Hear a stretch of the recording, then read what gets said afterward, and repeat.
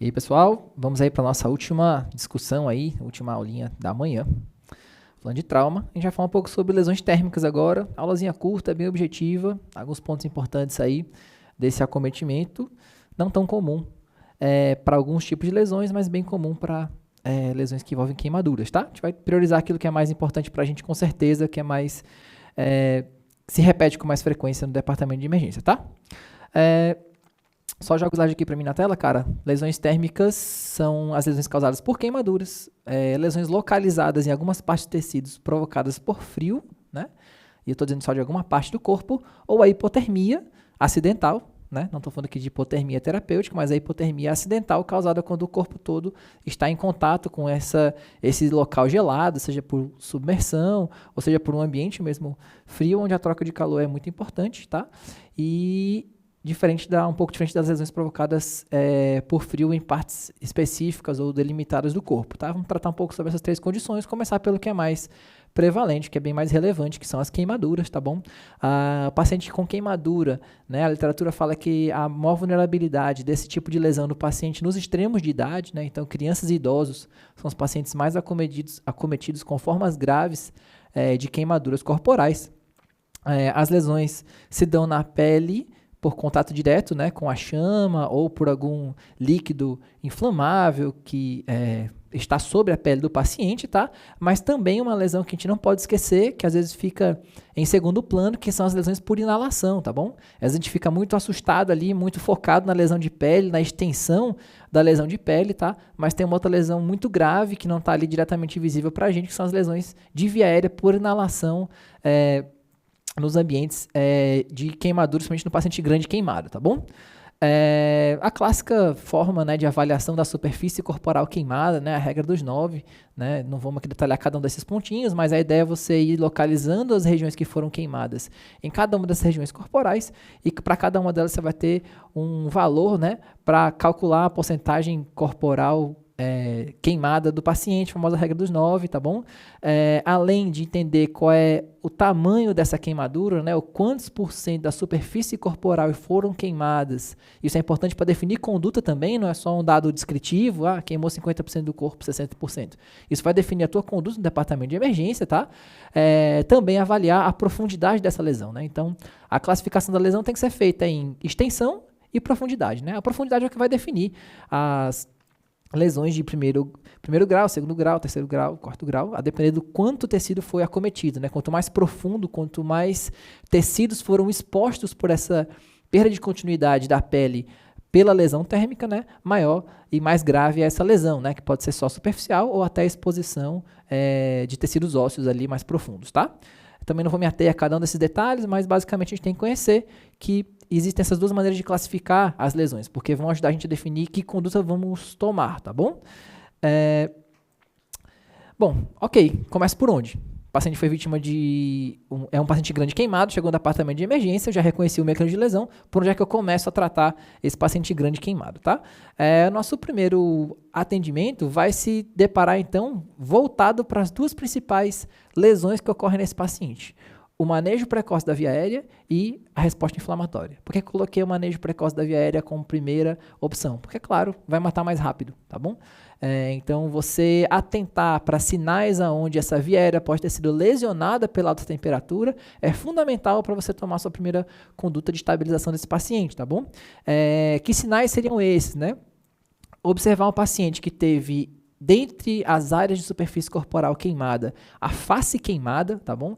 Então, esse paciente você tem que estar extremamente atento, tá? Porque existem alguns preditores ali já bem objetivos, né? De lesão de via aérea, ou que a via aérea possa estar acometida, né? Por conta desse acidente com temperatura, vamos assim dizer, né? Então, o paciente que teve a sobrancelha chamuscada, queimada, né? O paciente que teve os pelinhos do nariz, né?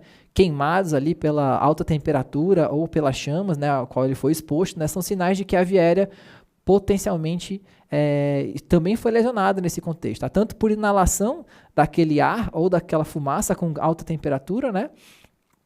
Quanto pelo um edema que vai se formando de maneira gradual pela agressão mecânica, né? Pela agressão mecânica e química, né? Tanto a temperatura, né? Essa agressão física, né? Vamos assim dizer, quanto pela agressão química dos componentes que possam estar ali em suspensão para serem inalados no ambiente onde o paciente sofreu esse contato com fogo, tá? O grande queimado, tá bom? Então, esses sinais são sinais para você de que potencialmente essa via aérea também está comprometida. Se não agora, pode evoluir rapidamente com a compressão por edema, né? Com uma obstrução importante dessa via aérea nas próximas horas, tá? Então, tem que atentar para esses 2 pontos aí, porque talvez seja a sua medida inicial garantir, estabilizar essa via aérea como primeira conduta, tá? Não espere para o paciente ter respiração ruidosa. Não espere para abordar essa via aérea quando o paciente estiver desaturando. Não espere para abordar essa via aérea quando o paciente tiver um agaso ruim, padrão respiratório ruim, tá? Essa via aérea tem que ser abordada de maneira precoce pela indicação de desfecho clínico desfavorável, tá? Ah, mas o paciente está com padrão respiratório ótimo. Ok, mas está com a face toda queimada, sobrancelha chamuscada, pelinhos no nariz todo queimado. A chance dele evoluir mal nas próximas horas é muito grande. Então, o risco de evolução clínica desfavorável está na sua cara, está iminente. Mesmo com padrão respiratório bom, com paciente cooperativo. Avance e proteja essa via aérea, porque é melhor você definir, tratar essa via aérea agora do que no momento já da intercorrência, tá? Manejo precoce da via aérea, então, por desfecho clínico desfavorável, às vezes a indicação da intubação não vai ser uma piora do padrão respiratório, não vai ser uma incapacidade de ventilar ou de oxigenar o meu paciente corretamente, mas é porque eu prevejo um desfecho clínico desfavorável, tá? Isso vai se dar pelo edema da via aérea, então essa via aérea em contato com esse agente agressor, que é a temperatura, vai edemaciar. Além do edema, que vai causar uma obstrução alta da via aérea, em via aérea inferior você também vai ter lesão, também vai ter agressão, tá? Então broncoespasmo grave, importante, uma via aérea hipersecretiva, né, produzindo muito muco para tentar se proteger daquele agente agressor, que possa ser a fuligem, ou a mesma agressão térmica que ocorreu anteriormente, né? Então é uma via aérea que vai evoluindo com tudo para dar errado, com tudo para obstruir, né? Com tudo para não ser mais uma via aérea pérvia nas próximas horas. Muita secreção, edema, então assim, trate antes de ter uma condição onde você vai ter que abordar essa via aérea de maneira imediata ali numa intercorrência, ok? É isso mesmo que eu estava querendo dizer. Entubar o paciente logo. Mesmo cooperativo, mesmo acordado, mesmo saturando bem. É melhor quando você tem esses sinais para evitar um desfecho clínico pior durante o tratamento, tá? A resposta inflamatória, que então vai ser essa outra grande lesão que vai ocorrer no paciente, né? Separei nessas 2 principais lesões aí, a lesão da via aérea e a resposta inflamatória, tá bom? O tratamento vai ser entender que ele perdeu a solução de continuidade e de proteção da pele, então ele vai perder uma quantidade absurda de líquido pela pele que foi lesionada, ele vai perder uma quantidade absurda de líquido por saída do líquido para o terceiro espaço, né? Então o edema no tecido, numa grande extensão corporal, né? Lembrando que a pele é o maior órgão que nós temos no corpo, então é um grande órgão que foi lesionado, que vai estar todo inflamado, respondendo a essa agressão com edema localizado, com vasodilatação nessas regiões. Então assim, você vai perder uma grande quantidade do intravascular para esses tecidos lesionados, tá bom? Então assim, a principal abordagem ante essa resposta inflamatória exacerbada, a agressão da queimadura, vai ser a hidratação, tá bom? Aí também a clássica regra de Parkland, né? Aqui eu vou precisar daquela superfície corporal queimada que eu calculei com a regra dos 9, né? Porque isso vai definir para mim quanto de soro eu vou fazer para esse paciente, tá bom? Em pacientes adultos, né? Eu vou usar a dose de 4 ml para cada quilo de peso, vezes, né, o percentual de superfície corporal queimada, né? Esse volume que eu calculei vai dar um volume grandão, né? Vai dar, às vezes, volume ali de bem elevados, né? E aí você vai dividir esse volume, às vezes, de 10 litros, de 9 litros, de 11 litros, né? Você vai dividir isso aí em 24 horas. Como é que eu vou oferecer ao meu paciente essa infusão nas 24 horas? Metade da dose que eu calculei eu faço nas primeiras 8 horas, tá? E o restante eu vou distribuir nas próximas 16 horas, ou seja, no restante das 24 horas, ok? Na criança, o mesmo raciocínio, só que ao invés de usar 4 ml para cada quilo de peso para quanto da superfície corporal foi queimada, eu vou utilizar aqui 3 ml na minha continha, mas é a mesma coisa, tá? Multiplica todo mundo, vai dar um valor bem grandão em litros, tá? Em ml, e aí você divide isso aí em 24 horas. A primeira metade nas primeiras 8 horas, o restante nas próximas 16 horas, tá? Summer, na prática tu faz assim realmente para todo mundo? Isso aqui é um direcionamento, tá bom? É claro que você vai avaliar como é que teu paciente está evoluindo. Como é que está evoluindo diurese, como é que está evoluindo débito urinário, sinais secundários aí do choque, né? Essa avaliação secundária do choque, como é que meu paciente está evoluindo com relação a edema também, né? Pode ter uma piora muito importante do edema, por esse grande volume que está sendo infundido ali, né? Pacientes mais velhos, a gente viu que a lesão ocorre principalmente em extremos de idade, né? Então, o paciente mais novo, a criança, vai tolerar bem ali essa hipervolemia, vamos assim dizer. O paciente mais idoso, que às vezes já tem uma IC prévia, já tem uma condição cardiológica prévia, talvez não tolere bem essa grande quantidade de volume, tá? Então, assim, você tem que ficar também reavaliando ali o quanto você vai manter, dessa hidratação no seu tratamento inicial. Mas é claro, isso é um norte para você começar a sua abordagem, para saber como começar a tratar a resposta volêmica do paciente aí grande inflamado pela queimadura, tá certo? Algumas situações especiais que a gente tem que considerar no paciente grande queimado é a evolução dele durante as próximas horas de avaliação, tá? Grandes superfícies queimadas que principalmente envolvem lesões circunferenciais, ou seja, o paciente queimou o braço e queimou tanto a face ventral quanto a face dorsal, né? Uma lesão circunferencial daquele membro, ou até mesmo do tórax, do abdômen, né? Queimou, né? Desculpa, tanto a parte anterior quanto o dorso, né? Todo queimado, uma lesão circunferencial, pode evoluir com um edema em toda essa região que vai se comportar igual uma síndrome compartimental. Tá? Então, quando você observa um grande edema em extremidades com diminuição da perfusão periférica, com diminuição do pulso distal, né, com sinais ali de isquemia, de cianose dessas extremidades, avalie a possibilidade de você estar diante de uma síndrome compartimental, porque a tua conduta salvadora ali mesmo no departamento de emergência vai ser a escarotomia, tá certo? É você abrir cortes, né, nessa pele que ficou como uma coraça, né, lesionada, e que não permite a expansão dos tecidos abaixo da pele pelo edema que está acontecendo. Então, esse edema vai evoluir pela resposta inflamatória e vai acabar, por síndrome compartimental, isquemiando ali as lesões, né, impedindo a circulação adequada nessas extremidades. Tá? Então, existem pontos definidos para você fazer a escarotomia, você não sai só cortando a mão da pessoa, né? Dá para dar uma checada nisso, aprender como é que você faz isso para abrir espaço, vamos assim dizer, para esse edema que vai evoluir durante as próximas horas ou dias do paciente grande queimado, tá? Principalmente quando a lesão é circunferencial. Quando isso se dá no tórax, a minha maior complicação não vai ser a compressão vascular, mas a dificuldade de ventilação, né? O tórax, ele é essa caixa que fica aumentando, diminuindo de volume e que isso só acontece porque a musculatura, o arcabouço de musculatura permite e a pele também permite. Se a pele está ali uma couraça dura, edemaciada, eu não vou conseguir uma boa expansibilidade do tórax, tá? Então, às vezes, para uma ventilação adequada, eu faço essa escarotomia, eu abro esses cortes, né, dessa couraça aí no tórax do paciente, tá? Também tem pontos definidos para fazer, né? É um corte feito ao redor, né, ou mais ou menos por cima da pele que está sobre o peitoral maior. Existem pontos definidos, não vou entrar em detalhes deles aqui agora, tá? Mas vale a pena dar uma checadinha depois nesse mapinha aí de onde é que eu vou cortar. Quanto eu vou cortar? É o suficiente para abrir a pele e deixar expostos os tecidos subcutâneos ali, tá bom? Para permitir, às vezes, que o paciente ventile. Isso não é incomum acontecer no paciente, às vezes, já entubado. Nas próximas horas, o cara está entubado, já está estabilizado e começa a evoluir com parâmetros na gaso que não são bons, começa a evoluir retendo, começa a evoluir com sinais de que não está ventilando adequadamente, e por mais que você fique setando o ventilador mecânico para esse paciente, às vezes você só consegue ventilar ele adequadamente quando você descomprime, vamos assim dizer, essa couraça do tórax aí com a escarotomia, ok? Lesões provocadas por frio. A gente pensou em falar nessa aula, eu até falei, rapaz, eu tô aqui no Ceará, né? Lesão provocada por frio aqui no Ceará.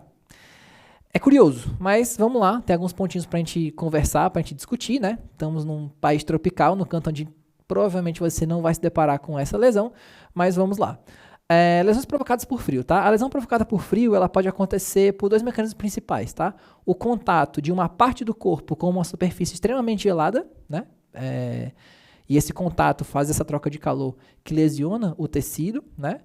Ou quando parte do corpo, né, algum membro está submerso numa água ou num outro líquido com uma baixíssima temperatura, tá?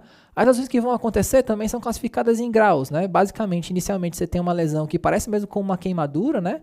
Você tem um edema rápido sendo formado ali por uma resposta inflamatória nos tecidos, né? Mais superficiais, e em casos mais importantes você tem realmente isquemia dessas extremidades, né? Por conta dessa baixíssima temperatura com a vasoconstrição que acontece ali, uma resposta inflamatória bem exacerbada, né? Que vai evoluir no seu mecanismo não só a isquemia por vasoconstrição, quanto a formação de trombos na microvasculatura, né? Então, toda essa região aí fica extremamente mal perfundida quando submersa em esse membro submerso aí em locais com baixíssima temperatura, tá? O manejo das lesões provocadas por frio basicamente se dá com a imersão dessa extremidade, né, ou desse tecido em água aquecida, né, em torno de 37 graus, tá bom? A avaliação, tá certo, de como tá a perfusão desse tecido, né, o mais importante é você ficar avaliando e reavaliando esse tecido, por mais ter sido amplamente lesionado pela temperatura baixa, se ele continua sendo bem perfundido ou não, tá bom? Uma vez que você reconhece que isso não está mais acontecendo de maneira adequada, já tem pontos de necrose, né? Pontos de isquemia importante nos tecidos, avaliar a viabilidade do tecido, tá? O que começa a acontecer é que com o passar das horas começa a se delimitar a área de lesão e uma parte ali consegue ser salva, vamos assim dizer, né? E outra parte acaba isquemiando às vezes de maneira irreversível, tá? Então tem que reconhecer o quanto foi delimitado de tecido lesionado por baixíssima temperatura, ok? Hipotermia acidental. Aqui eu falo hipotermia acidental porque eu não vou tratar de hipotermia, entre aspas, terapêutica, né? Por dois motivos. Não é um mecanismo de trauma, a hipotermia terapêutica, e atualmente a gente tem visto cada vez mais evidências de que talvez comparando hipotermia terapêutica com normotermia, o desfecho parece que não muda muita coisa, né? Então, vamos falar de hipotermia acidental nesse contexto aqui, tá? O principal mecanismo na nossa realidade aqui de país tropical é a hipotermia por afogamento, né? Então, é uma condição, né? É uma entidade que tem que ser pesquisada no paciente vítima de afogamento, tá? Mesmo que seja numa região quente do país, tá bom? Há uma incidência importante de hipotermia no paciente vítima de afogamento, tá? A gente começa a pensar e tratar a hipotermia quando o paciente tem temperatura menor, acho que o símbolo ficou ao contrário aí, né? Ficou maior que 35, o contrário, menor que 35 Celsius, tá bom? Desculpa aí pelo erro no slide. E a sintomatologia do paciente com hipotermia acidental ela é muito variável, tá? Se essa temperatura está girando entre 35 e 32 graus Celsius, temperatura corporal, o meu paciente vai estar se apresentando ali com tremores, né?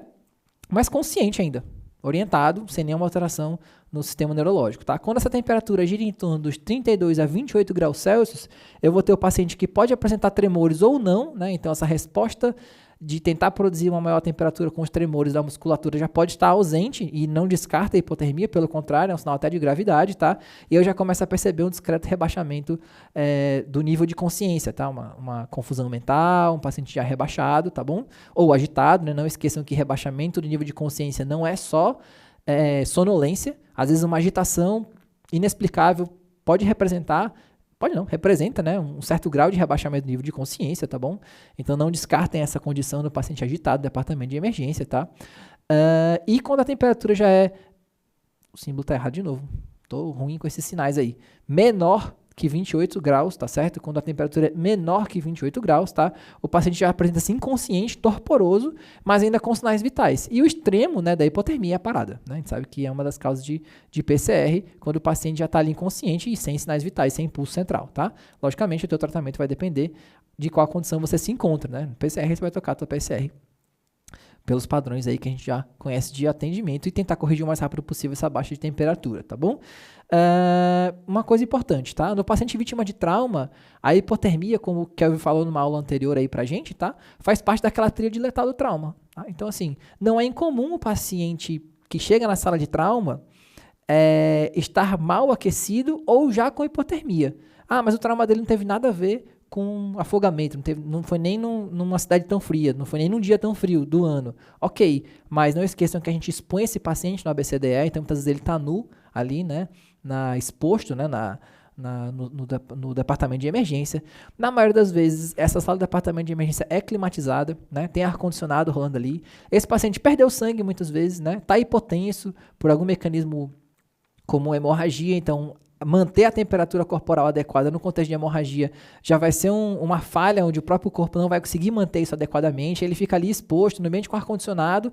Então, assim, as chances de você até acidentalmente induzir ou piorar a hipotermia nesse contexto do paciente politraumatizado é grande. E lembrar que a hipotermia faz parte dessa tríade letal. Então, a gente tem que estar atento para o paciente, para a temperatura do paciente na departamento de emergência, porque a hipotermia pode fazer parte aí de uma grande complicação no atendimento, tá? E às vezes é a gente que causou, tá? Às vezes é a exposição do doente, às vezes a cena envolveu, o paciente ficou molhado por algum motivo, e aí eu mantive ele com as roupas molhadas no departamento de emergência. É uma outra condição também onde ele vai acabar perdendo muito calor, né? Então, o paciente foi vítima de um acidente onde ele, sei lá, o carro caiu num rio, ou estava chovendo, e aí eu transportei esse paciente com as próprias roupas que ele estava já molhadas, né? Então, assim, ele vai acabar perdendo muito calor nessa grande superfície de corpo aí em contato com água, vamos assim dizer, das roupas molhadas. Então, não esqueça desses pequenos detalhes que podem fazer com que essa hipotermia seja até iatrogênica algumas vezes, tá?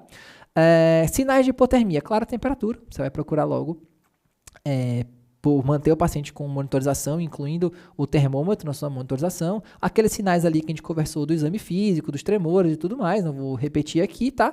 Mas na monitorização ou no eletro você pode encontrar também um sinal de hipotermia. Eu costumo pensar que se você deu o diagnóstico de hipotermia só com o eletro, já veio comendo bola há um tempão, porque com certeza já deu outros sinais de que estava hipotérmico, você só conseguiu dar o diagnóstico porque você viu um eletro com a onda de Osborne, né, ou a onda J, então já foi meio tardio esse teu diagnóstico, mas às vezes acontece, né, às vezes você bate ali o paciente não estava com o termômetro na monitorização contínua, e quando você bate o olho na monitorização, você vê aquele entalhe no final do QRS com um certo alargamento do mesmo, né? Isso aí pode ser um sinal eletrocardiográfico de hipotermia, assim como bradicardia e outras condições graves, tá? Mas se o teu diagnóstico foi dado só quando rodou o eletro, só quando você viu a monitorização alterada, provavelmente esse diagnóstico já foi um pouco tardio, tá? E como é que eu vou tratar essa hipotermia inicialmente, né? A primeira coisa é tentar aquecer o paciente e permitir que o próprio calor gerado pelo corpo dele aqueça as extremidades, né? Lembre que a principal local onde vai ocorrer lesão por hipotermia são nas extremidades, são mais difíceis de serem aquecidas, né? Então, existe uma técnica de você enrolar esse paciente, né? A literatura americana chama de burrito wrap, né? Como se você fizesse mesmo um burrito com o paciente, aquela comida mexicana, né? Você tem que atentar para, principalmente, isolar as extremidades, que vão ser os locais por onde o doente vai perder mais calor, vai trocar mais calor, né? Então, plásticos são colocados como uma touca mesmo, como um gorro na cabeça desse paciente, independente de ser adulto ou criança, né? A gente vê muito comum isso aí nas salas aí de parto, né? Com os RNs colocando aquela touquinha, né? Para evitar essa troca de calor com o ambiente pelo crânio, né? Mas no paciente mesmo adulto também você vai ter que enrolar com plástico, né? Às vezes, não tem uma touca, nada, é plástico mesmo. Enrola ele com plástico, o plástico vai diminuir essa troca de calor entre a extremidade, tanto na cabeça quanto nas pernas, tá bom? E depois o paciente é enrolado com várias mantas, né? As mantas que você tiver lá. No meu serviço não tem manta, não tem nada. Se tiver manta térmica, a sequência é manta térmica e lençóis e cobertores. Se não tiver, plástico nas extremidades, lençol e cobertor. Isso vai diminuir bastante a troca de temperatura com as extremidades, que é o principal local onde isso vai acontecer, e vai permitir que o paciente comece a recuperar a temperatura com a própria temperatura corporal, né? A gente consegue, né? A gente é homeotérmico, a gente consegue manter uma diferença da nossa temperatura com a temperatura do ambiente. Então, a ideia é que a gente consiga fazer isso sem a gente facilitar com essas ferramentas externas, vamos assim dizer, tá bom? Então, pontos para casa, uma aula bem simples, tá? Não tem muito segredo, né? Lembrar que a extensão da lesão, né? Calcular a porcentagem de superfície corporal queimada não vai ser só para relatar no teu prontuário, né? O paciente tem 80% de superfície corporal queimada. Isso vai definir conduta, tá? Vai definir como você vai tratar isso, tá? Antecipe complicações graves, dentre elas o manejo da via aérea coloca como prioridade, tá? Às vezes realmente o paciente grande queimado chama muita atenção pela deformidade da face, deformidade dos tecidos, a extensão corporal queimada, mas não esqueça que mais rápido do que a resposta inflamatória dessa lesão, um edema na via aérea, uma obstrução de via aérea, por uma via aérea lesionada por fuligem, por fumaça ou pela própria temperatura, vai matar mais rápido, né, imediatamente, né, em comparação com essa resposta inflamatória sistêmica, vamos assim dizer, tá? Lembrar que para eu calcular a quantidade de tecido, de superfície corporal queimada, a regra dos 9 tá super valendo, tá bom? E reavalie constantemente, tá? Isso vai ajudar você a, depois de calcular pela regra dos 9 e a forma de Parkland, o quanto eu vou dar de volume para o meu doente nas 24 horas, mantenha a reavaliação, tá? Principalmente com relação ao edema e com relação a mensurar o débito urinário, né? Que é um sinal secundário aí pra gente de como esse choque, de como tá acontecendo esse choque, né? De como está acontecendo a perfusão de órgãos vitais, né? Então, são duas coisas que você vai ter que estar olhando o tempo todinho, tá bom? E cuidado com a hipotermia acidental, tá? A hipotermia acidental, às vezes, não está envolvida no mecanismo do trauma, às vezes o paciente não é um afogado, não é um paciente que teve em contato com um local de baixíssima temperatura, mas a exposição dele no departamento de emergência, manter o doente com roupas molhadas enquanto ele está ali sendo atendido.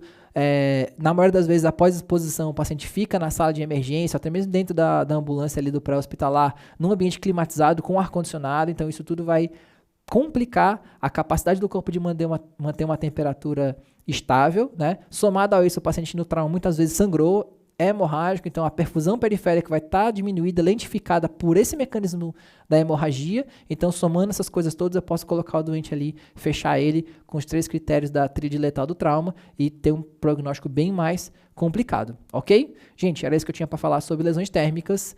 Dúvidas podem ser colocadas aí no chat para a gente conversar e tirá-las ao longo do nosso curso, tá bom? Pela tarde, a gente vai voltar a partir das 14 horas com a maratona de ultrassom à beira-leito, tá joia? Imperdível, vai ser muito legal. E é isso. Obrigado, até a próxima. Valeu!